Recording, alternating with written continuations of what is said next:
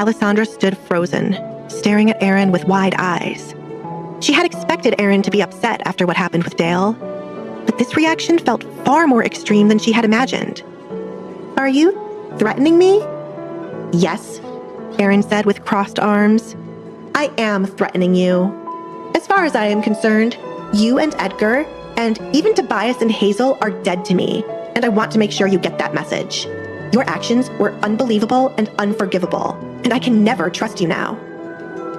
Alessandra flinched at Aaron's harsh words, trying to process how quickly their relationship had unraveled. She opened her mouth to respond, but before she could find the words, Aaron stormed past her toward the carriage. "I hope we never see each other again, Alessandra," Aaron turned around and called out as she stormed off. "For your own good. Enjoy your dresses." Aaron climbed into her carriage, and it took off quickly, the wheels kicking up dirt as it rolled away from the estate. Alessandra watched Aaron go with a broken heart. Their friendship, something that Alessandra cared deeply about, was over, and it seemed like there was no way to repair it. All because Edgar found evidence pointing to Dale being the killer that the town had been searching for. Maybe Aaron's right. Maybe we were too quick to accuse Dale, Alessandra thought, her mind racing. But how were Edgar and I to just stand by when there was evidence against him? However, no matter how badly Alessandra wanted to mend her relationship with Aaron, Aaron did not care to mend the relationship with Alessandra. She had not even been willing to hear Alessandra out. Just as she turned to walk back inside, Edgar paced into the hall, ready to go to the palace. He noticed Alessandra holding the dresses, and he was confused. "What is going on? You look upset. Who is at the door?" "It was Aaron," Alessandra sighed. "She dropped off the dresses that I bought from her, and she yelled at me. She's furious, Edgar." Edgar was not happy to hear this. "What did she say?" "She's still angry about what happened. She told me to stay away from her and Dale, or else there will be consequences." Edgar raised an eyebrow. "Excuse me? I have half the mind to go right now, follow her, and chop off her head. She can't just think she can get away with saying that to my wife." "Do not do that!" Alessandra quickly shouted. "Please don't do anything rash. She is just angry. It isn't worth it." "Not worth it?" Edgar scoffed. "I don't take threats lightly, Alessandra, especially not from someone like Aaron. She's always been a snake. This is exactly why I've never trusted her." "She was just blowing off steam, Edgar. I know she won't do or act on anything," Alessandra pleaded with him. "You do not need a friend who threatens you, Alessandra," Edgar said to her. Alessandra knew that Edgar meant well, but she also knew that Edgar would never give Aaron any compassion or understanding. Throwing away her friendship with Aaron was easier said than done, and she didn't want to ruin it any further. "Caleb will stay here during my absence," Edgar said with a sigh. "I will tell Gerald to alert him of this. That way, if that little psychopath comes back, Caleb can handle her for good." Alessandra hesitated, but ultimately agreed. She figured that this was a decent compromise. At least this way, Edgar wasn't going to run off and kill Aaron. "Fine. I am happy to have Caleb stay here." "Leave the dresses," Edgar instructed. "I will have Gerald take care of those as well.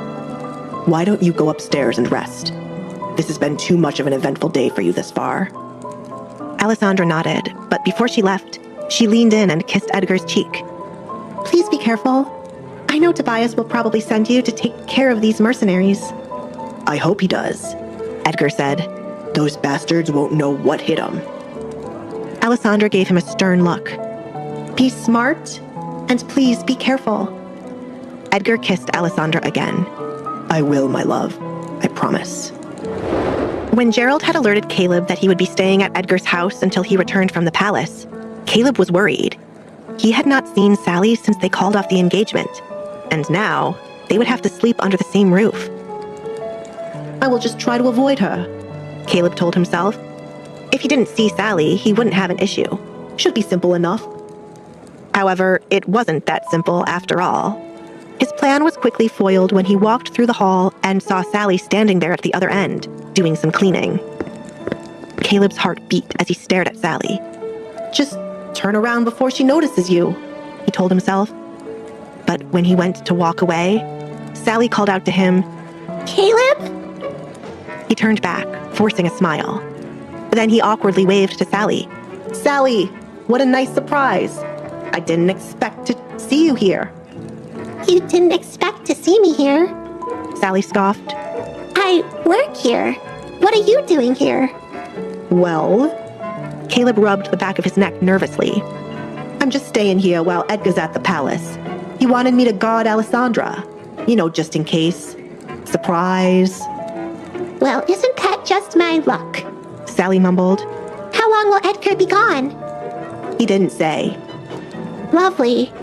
Sally thought.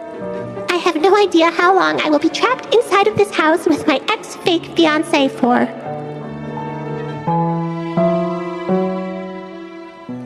Sally and Caleb stood face to face with arms crossed, both struggling to figure out what to say to the other. They had thought about each other a lot since they last parted ways, but they were not expecting this confrontation to happen so soon. There were a lot of emotions involved, and neither of them knew how to break the tension. Sally, Caleb began. Can we talk about the other night? I feel like we should. No, Caleb. She responded with certainty in her voice. I do not want to talk to you anymore. I think I have made that very clear already. Sally, you can't just cut me out like that. Caleb frowned. We need to work this out. I care about you too much to let our relationship end like this. We are a part of each other's lives. I mean, come on, your parents are living with me. Well, they will not be living with you for much longer. Sally crossed her arms. As soon as I am finished building my own home here on Edgar's property, I will be moving them out of your house. Come on now, Sally, he responded. That is not necessary.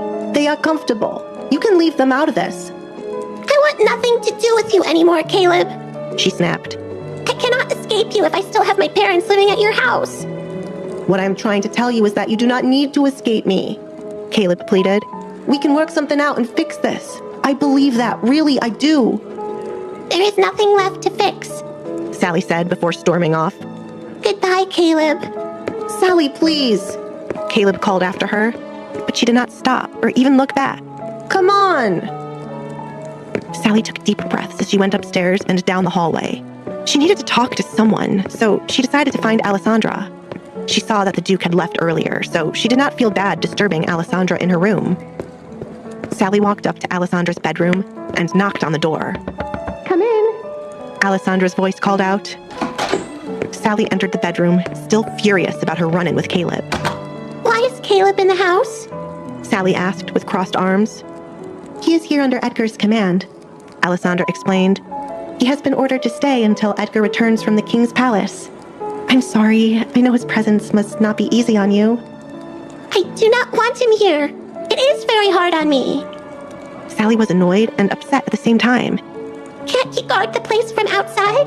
Does he have to be wandering around the rooms I clean? Do you want to be the one to talk to Edgar about it? Alessandra asked, knowing what the answer would be. No one wanted to talk to Edgar about the decisions he had already made.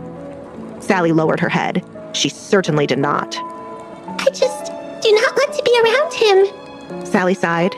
Maybe I should take the day off and go into town or something to take my mind off it. Sally, I know it is hard, but maybe you could have a conversation with Caleb since he is here.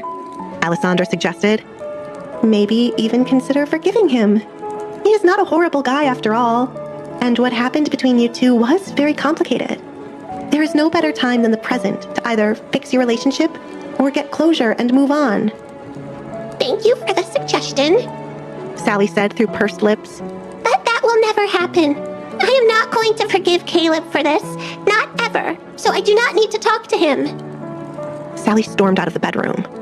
Alessandra noticed that Sally was leaving a lot of places in a mad rush recently. She sighed. Clearly, she was not going to get through to Sally anytime soon. She could only hope that Caleb would come to his senses and tell Sally how he actually felt. Meanwhile, Edgar continued his journey to the royal palace. He sat in the carriage, thinking about Alessandra and hoping he would not be gone for too long since he was missing her already. Edgar looked outside the window of his carriage and took in the kingdom. So much was going on in the town. It was always so vibrant. He did not get out much, especially since Alessandra got pregnant. But whenever he did, he always enjoyed the ambiance. Merchants were enthusiastically waving down customers. Families were walking down the pavilions.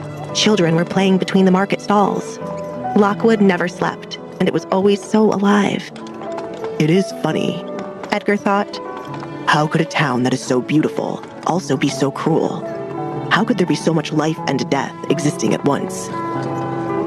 His carriage slowed down as it rode through this dense part of town, and so did the other carriages surrounding him. There were dozens and dozens of people walking around, and carriage drivers had to be cautious not to run anyone over, which happened on occasion. Edgar looked down the street and spotted a young boy playing ball outside. He kicked the ball, then ran and jumped into his father's arms, whose eyes were filled with joy, as he was so happy to be receiving his son in his arms. The sight made Edgar smile. He realized his biggest joy in life right now was the excitement of becoming a father. Since Alessandra had become pregnant, his whole world had changed. Nothing was as important to him as his family these days. The only thing that mattered about what was to come was the comfort and happiness of their future child. Watching the child and his father, Edgar could not help but feel like he was watching his future. He knew his whole world would be complete once their baby was born. I am so grateful for that wonderful woman, he thought. She's giving me the greatest gift in the world. Thanks to her, I will become a father.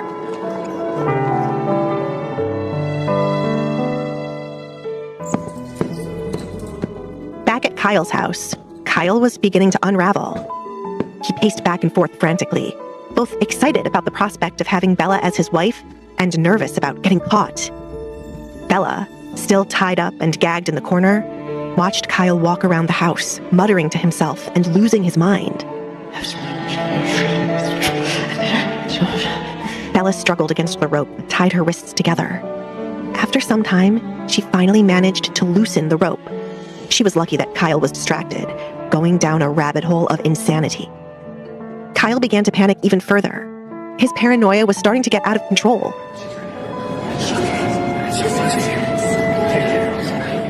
He was starting to hear voices, too many of them to even keep track of. He kept hearing things around the house, like knocks on the doors and windows or screams from the attic. Kyle jumped at the sound of them. Bella watched Kyle flinch at nothing like a complete madman. She worried about her safety, which motivated her to escape even faster. If she stayed trapped here for too long, eventually he would kill her, or worse.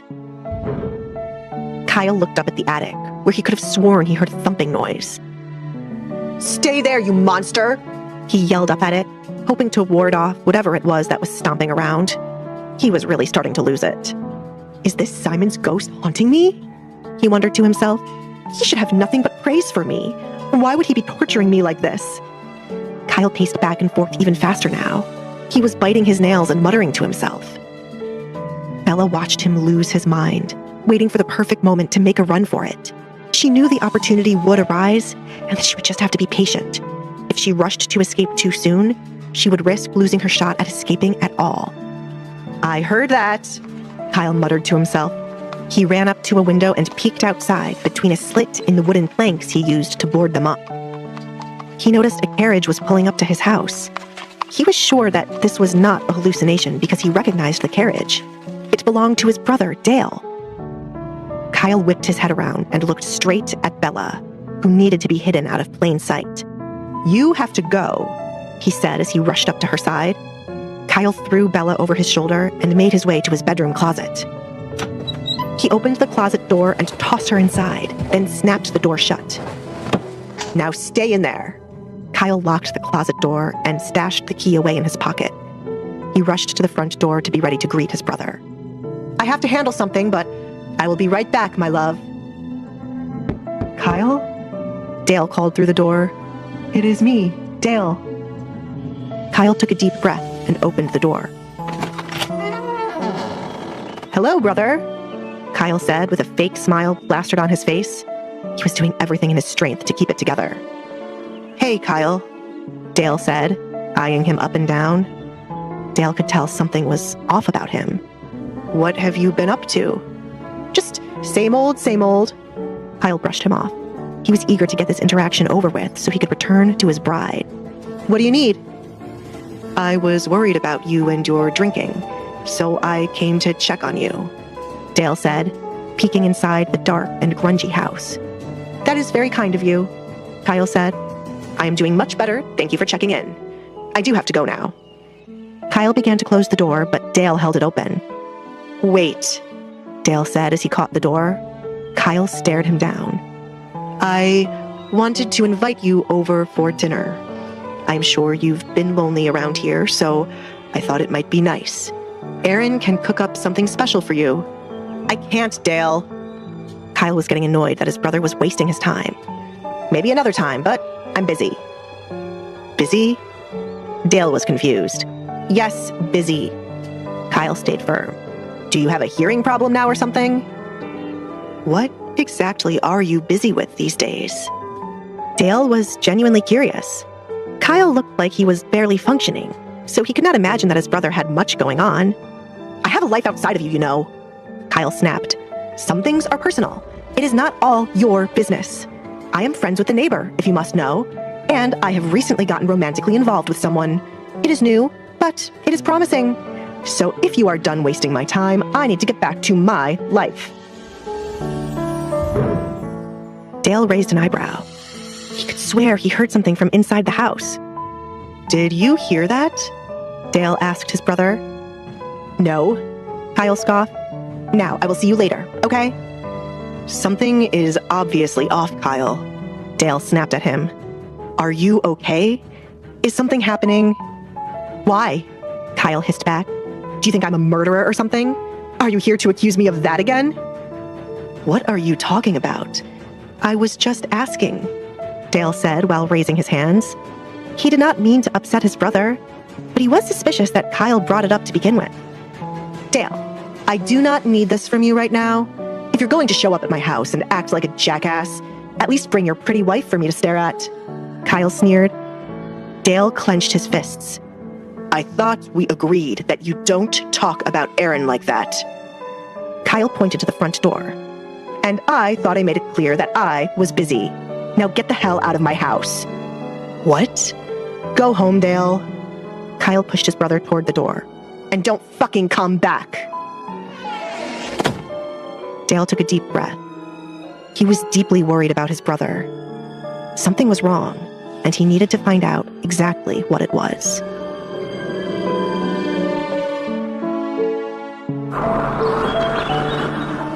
Dale left Kyle's house with a horrible feeling in the pit of his stomach. His thoughts plagued him as he made his way home. He was filled with doubt and regret.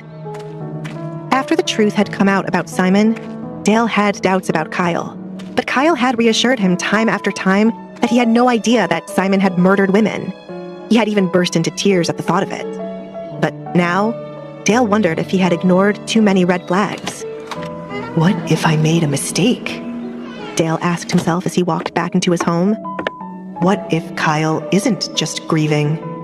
What if there is something going on with him? Something I've ignored this entire time? If he played me like a fool, I will never forgive myself." The second Dale walked into his home, he was greeted by Erin, who kissed him on the cheek. "You were gone longer than I expected," she said. "So when is your brother coming for dinner? Shall I start preparing something special?" "No," Dale sighed. "No?" Erin asked, giving Dale a curious look. "Why not? Is he too busy to come?" Dale hesitated. He knew that Erin already didn't view Kyle in the best light as it was. He feared this would ruin her relationship with him permanently. "He doesn't want to come," he said simply, hoping the conversation would end there.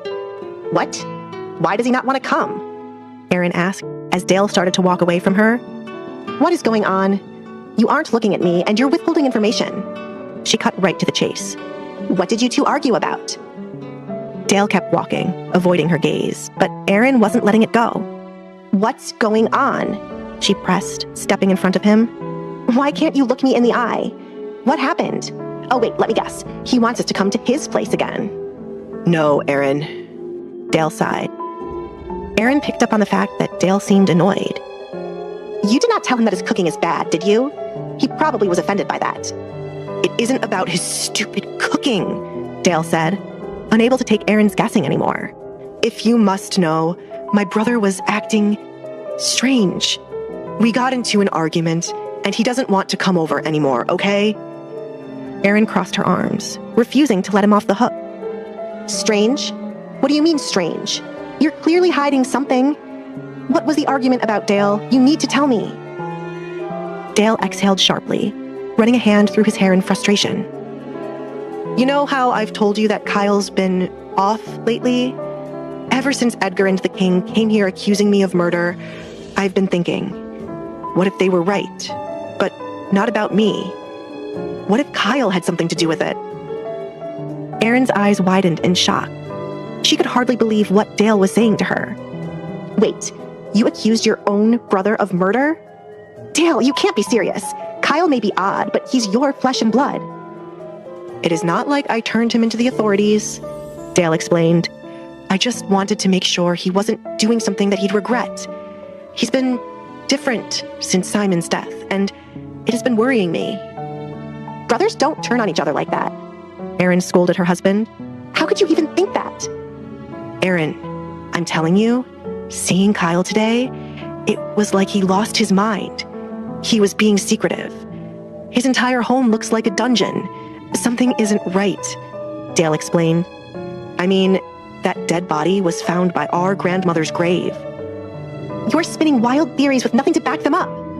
Erin's voice was rising now, her face flushed with anger. Just because the body was found near your grandmother's grave doesn't mean Kyle had anything to do with it. How can you even suggest that? He's your brother, Dale. He was Simon's only friend. That must mean something. Simon's only friend? That's your evidence? Erin scoffed. For God's sake, Dale, I don't care how close they were. You're forming some twisted conspiracy theory against your own family. What's next? Are you going to start spying on him? Then show up at his door with the Kingsguard and interrogate him like some sort of criminal? Dale clenched his fists. You've said it yourself. Kyle gives you the creeps. You don't trust him. I don't trust him around me, but that doesn't mean I think he's capable of murder. Erin shot back. You're just as bad as Edgar and the King, going around making accusations with zero evidence. Do you realize how insulting this is? They humiliated you, our family, by dragging you through their investigation. And now you're doing the exact same thing to your own brother. You were the one who was upset about what happened with Edgar. I was not. I understood that they were investigating a murder. Need I remind you of what happened to all of Simon's victims? Edgar and the King were doing everything in their power to stop that from happening again. And while I am not a duke nor a king, I also don't want to see my hometown fall to ruins. I thought you were a man who doesn't like to get involved in other people's businesses. Erin argued. I do not like to get involved in other people's business. But this is my business, my family. I can't let something happen right underneath my nose. And now, I have something to lose. You. Erin rolled her eyes. Don't make this about me, Dale. I can handle myself just fine. If you want to go down this paranoid path and start treating your family like criminals, be my guest. But I won't be a part of it. Dale watched in frustration as Erin stormed away. He hated disagreeing with his wife, but deep down, he felt like something was wrong with Kyle. I have to keep an eye on him, Dale thought. If he's the one who was behind the murder, I can't let him get away with anything else. But what Dale did not have any idea about was that at that very moment, Kyle's prisoner was trying to plan her means of escape. After Dale had left, Kyle had opened the door to the closet, but in his crazed stupor, he left Bella alone and she hadn't seen him for hours. She assumed he had passed out from his drunken state. Her stomach ached. Kyle had forgotten to feed her. She could barely see straight, but she knew that she needed to fight for her life. This is my chance, she thought. I need to run now. Bella had survived Simon, so she was determined to survive this too. She wasn't going to be a victim for the rest of her life. She reached at the rope around her wrists. After trying for hours to loosen her ropes, she finally managed to untie the knot, which kept her wrists bound together. Once she was finally free, she bolted toward the door. This is it, Bella thought. I can finally rid myself of these sickos. Bella ran as fast as she could for the front door. As her hand reached for the doorknob, it was as if she could taste her freedom. She was so close. Just as she felt her fingers touch the cool metal, she heard the pounding of Kyle's footsteps. You bitch! Stop right there.